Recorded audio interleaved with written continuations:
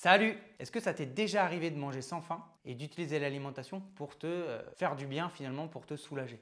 Tu sais, ces moments où tu n'as pas vraiment faim, mais que c'est plus fort que toi et tu te dis finalement je le mérite bien, j'ai passé une journée ultra difficile, ça va faire du bien. Je crois qu'on l'a déjà tous fait, manger pour calmer nos émotions plutôt que pour nourrir notre corps. Alors pourquoi on fait ça? Pourquoi on mange nos émotions? Aujourd'hui justement c'est de ça dont je vais te parler, c'est l'alimentation émotionnelle. L'alimentation émotionnelle, c'est le fait d'utiliser la nourriture comme un moyen de gérer nos émotions. Je devrais peut-être plutôt dire même apaiser nos émotions ou même encore les masquer. Et pourtant, ces émotions, elles ne sont pas liées à la faim. On parle d'ailleurs de manger ses émotions et ce n'est pas pour rien. Je trouve que l'image est assez claire. J'ai un peu enquêté pour vous et j'ai trouvé les responsables de ces prises alimentaires. C'est le stress, l'ennui, la solitude, la tristesse, la colère ou encore la peur. En fait, la nourriture, ça devient une sorte de pansement. Sauf que ce pansement-là, il ne soigne pas. Enfin, il soulage sur le moment, peut-être. C'est comme si à cet endroit, il y avait quelque chose qu'on voulait étouffer. Un truc plutôt désagréable qu'on ne voulait pas laisser s'exprimer. C'est comme si on mettait l'émotion dans un trou et qu'on venait le recouvrir de nourriture. Et tout ça pour pas qu'on l'entende. On le fait la plupart du temps sans s'en rendre compte, devant une série Netflix, après une journée horrible au boulot, quand on est contrarié. Dans l'ensemble, on va plutôt chercher un aliment qui croustille ou alors qui fond, qui vient enrober. L'aliment il peut être salé ou sucré, ça dépend des émotions. En tout cas, on cherche un aliment qui a le pouvoir de libérer une dose de dopamine instantanée et tu auras l'impression de te sentir mieux, mais ça que pendant quelques minutes. Ce genre de comportement, on peut l'avoir à tout âge, dans n'importe quelle situation. L'alimentation, ça devient un moyen d'échapper aux émotions plutôt que de les affronter. On se cache un petit peu derrière ça, quoi. Et le vrai problème avec l'alimentation émotionnelle, c'est pas le fait de manger, c'est qu'après avoir mangé, tu te sens pas mieux. En fait, tu te sens souvent coupable et parfois même pire qu'avant. C'est un cycle sans fin. Tu manges pour apaiser tes émotions, mais au final, tu culpabilises, ce qui t'amène à encore manger. On se retrouve dans le cercle vicieux du foutu pour foutu, peut-être même avec une douleur de ventre parce qu'on a un petit peu forcé. Ce qui te semblait un petit plaisir instantané se transforme en une source de stress supplémentaire. Bon alors comment on fait pour sortir de ce cercle vicieux? D'abord, je pense qu'il faut reconnaître ses émotions. Est-ce que c'est du stress, de l'ennui, de la tristesse ou peut-être même de la fatigue? Parfois on pense avoir faim, mais en réalité c'est une émotion qu'on essaye de gérer. Et je crois vraiment qu'apprendre à identifier ce qu'on ressent vraiment, ça permet de comprendre pourquoi on se tourne vers la nourriture. Prendre conscience de ces déclencheurs émotionnels, c'est la première étape pour reprendre le contrôle sur son alimentation. En fonction de l'émotion, tu n'utiliseras pas forcément le même aliment, comme tu n'utiliseras pas forcément le même outil pour accepter l'émotion. Perso, quand je suis stressé, j'ai besoin de serrer les dents. Alors je vais plutôt vers un aliment qui est croquant, les chips ou le chocolat. Quand je suis triste, je vais plutôt m'orienter vers un aliment qui est plutôt enrobant, une douceur quoi. La plupart du temps, c'est des aliments qui sont un petit peu plus gras.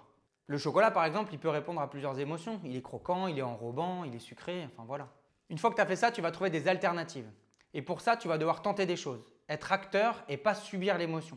Quand tu sens que tu vas manger à cause du stress par exemple, tu vas tenter une activité. Tu vas essayer de faire autre chose.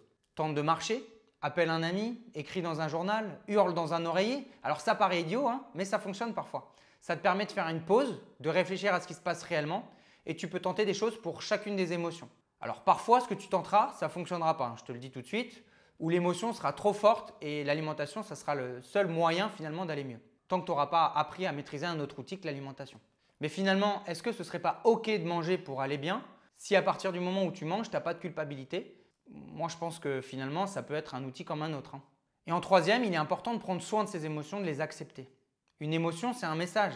Soit de ton corps, soit de ton esprit. Elle est ni bonne ni mauvaise en soi. Elle est simplement là pour te signaler quelque chose. Plutôt que d'essayer de la fuir ou de l'étouffer avec de la nourriture, prends un moment pour l'écouter. Qu'est-ce qu'elle te dit cette émotion?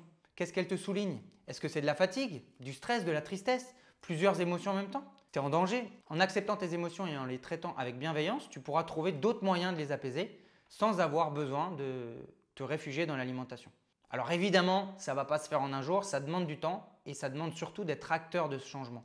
Je vais te partager un petit peu ce que j'utilise personnellement pour gérer mes émotions sans toujours me tourner vers la nourriture. Alors, je te rassure, ça m'arrive encore. Hein. Mais la première chose que je tente, c'est le sport. Souvent, c'est mon premier échappatoire. Il me permet non seulement de libérer de l'énergie négative, mais aussi de me recentrer. Ah oui, aussi, il me fatigue et potentiellement, je dors mieux. Hein. Ça évite de cogiter. Parfois, je note mes pensées et mes ressentis sur un papier. Ça s'appelle le journaling, ça me permet de les structurer et de mieux les comprendre. Quand j'ai pas de papier ou que je suis au volant, parfois je me parle à haute voix. L'objectif, c'est d'extérioriser ce qui me dérange, mettre des mots sur un sentiment, voilà, une émotion. Ça peut paraître étrange, mais franchement, ça fonctionne. En fait, je te dis, hein, je cherche à faire sortir les émotions. Tu sais le truc que tu as là, en fait, il ne faut pas en avoir peur, je crois. Parfois, j'utilise la respiration et la méditation qui sont très puissants pour calmer l'esprit. Mais ça, j'avoue que ça demande un peu d'entraînement parce qu'au début, c'est l'enfer les moments seuls avec soi-même, hein. C'est justement à ces moments-là où on cogite et on a envie de faire autre chose. Mais c'est cool de les affronter un petit peu. En tout cas, ces outils-là, ils te permettent de les affronter et de les comprendre. Pour commencer, je recommande des petites sessions d'1 ou 2 minutes. On progresse vite et ça devient agréable après. Perso, ça m'aide vraiment à me reconnecter à moi-même, d'accepter ce qui m'arrive et en même temps, ça te permet de prendre du temps pour toi, hein. D'ailleurs, ça me fait penser que j'en ai pas fait depuis longtemps. L'alimentation émotionnelle, c'est un combat quotidien pour beaucoup d'entre nous, mais si tu luttes systématiquement contre l'émotion, c'est un combat perdu d'avance. La bonne nouvelle, c'est qu'on peut tous changer. Tout commence par prendre conscience de ses habitudes et oser faire un pas vers le changement. Si cette vidéo t'a plu, dis-le moi, j'aimerais bien avoir ton avis sur le sujet. Like la vidéo, abonne-toi pour ne pas rater les prochaines vidéos. À la semaine prochaine, bye bye.